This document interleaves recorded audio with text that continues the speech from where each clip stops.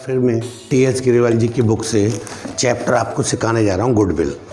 इस चैप्टर का question number 33 capitalisation method. Question 33 a business has earn average profit of ₹1 lakh during the last few year.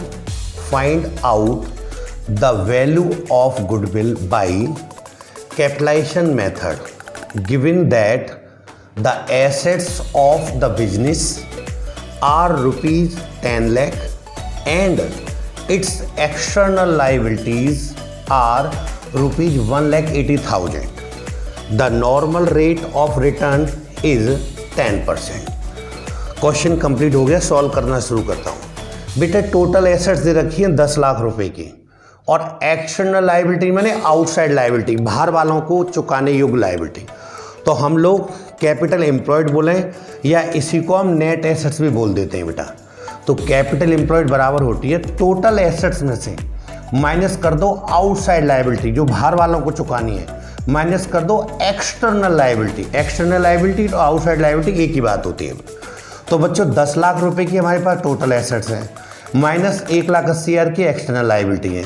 तो 10 लाख रुपए में से 1,80,000 की घटा देंगे तो आपकी नेट एसेट्स आ गई 8,20,000 या हम कैपिटल एम्प्लॉयड कह सकते हैं 8,20,000। लीजिए क्वेश्चन सॉल्व करते हैं step by step. First step average annual profit already given in the question 1 lakh. तो average annual profit given 1 lakh रुपये दे रखा है बच्चों। फिर आपको दे रखा है नॉर्मल रेट ऑफ रिटर्न, उससे हम नॉर्मल प्रॉफिट निकालेंगे। तो नॉर्मल प्रॉफिट बराबर capital employed multiply normal rate of return upon 100।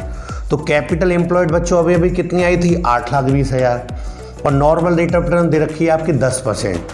तो 8,20,000 रुपये का 10% अगर निकाला जाए बच्चों तो आ गया 82,000। ये दूसरा प्रॉफिट मिल गया।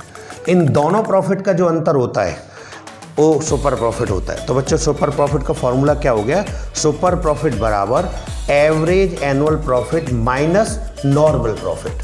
तो average annual profit minus normal profit जब आप करेंगे तो आप देखिए 1 लाख रुपए में से 82,000 रुपये घटा देंगे तो आपका आ गया 18,000।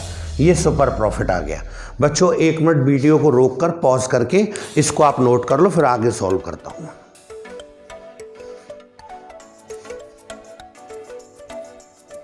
लीजिए मेरे प्यारे बच्चों, क्या रखा है कैपिटलाइजेशन मेथड से सॉल्व करना है।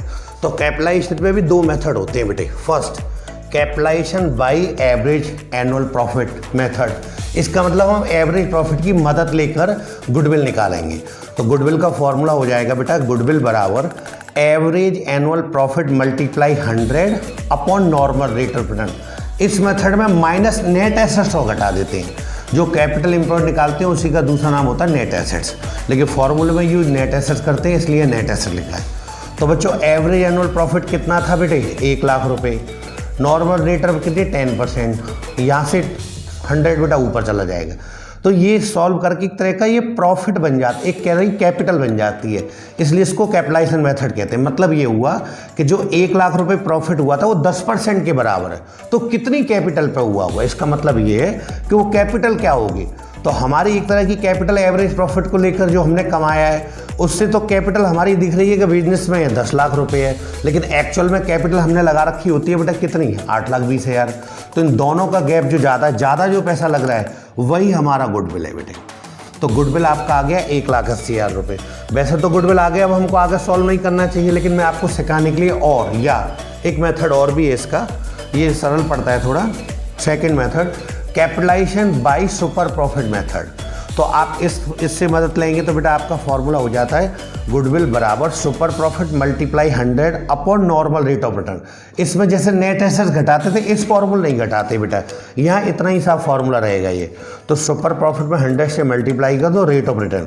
आपने सुपर प्रॉफिट निकाला था, आपको याद हो 18,000 रुपये सुपर प्रॉफिट है, वो 100 का गुणा कर देंगे और नॉर्मल रेट ऑफ रिटर्न दे रखा 10%। तो 18,000 में 100 का गुणा और 10 का भाग आपने दिया तो ये भी आ गया बेटा 1,80,000 रुपये। मज़े की बात ये कि आप दोनों ही मेथड से निकाल सकते हैं। कैपिटलाइजेशन एवरेज प्रॉफिट मेथड से निकालोगे तब भी बच्चों 1,80,000 रुपये आएगा और सुपर प्रॉफिट मेथड से निकाला तब भी 1,80,000 आएगा।